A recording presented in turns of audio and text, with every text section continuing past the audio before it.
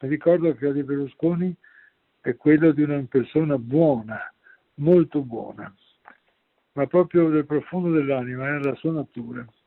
E Berlusconi perdonava tutto a tutti, con una ampiezza di pensiero e una nobiltà d'animo che io raramente ho visto in altri.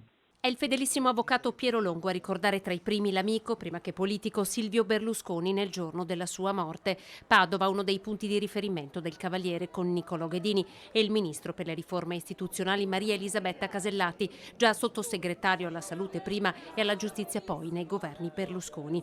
Piango un amico, un maestro, un punto di riferimento, un uomo che ha dedicato all'Italia tutta la sua vita, scrive Casellati in una nota stampa in cui allega 2 foto che la ritraggono accanto al Cavaliere. Per tutti i suoi il ricordo di un politico che ha lasciato un partito con salde radici nei valori liberali e che ha saputo sempre essere un punto di equilibrio all'interno della coalizione. Caro Presidente, caro Silvio, ci mancherai. Credo che questa tua capacità di riunire, di tentare sempre di mettere d'accordo tutti fino all'ultimo, di essere sempre comunque generoso e propositivo, resterà proprio come ricordo vivo nel mio cuore. Per le nostre generazioni che hanno vissuto quel 94, credo che con lui se ne vada un pezzettino della nostra vita, di ognuno di noi. La sua energia e il suo anticonformismo, molte sue visioni mancheranno a questo paese, scrive Luca Zaia, ministro dell'Agricoltura nel 4º governo Berlusconi. Ciao Presidente, esordisce uno dei primi Twitter pubblicati proprio da Zaia sul web.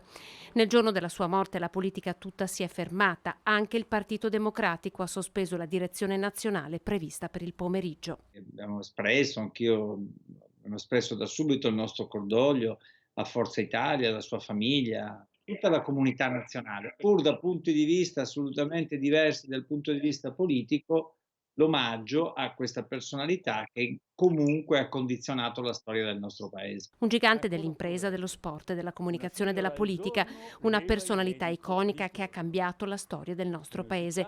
Così il coordinatore regionale di fresca nomina, Flavio Tosi, che esordisce dicendo: «Provo un grande dolore, a Silvio Berlusconi volevo bene».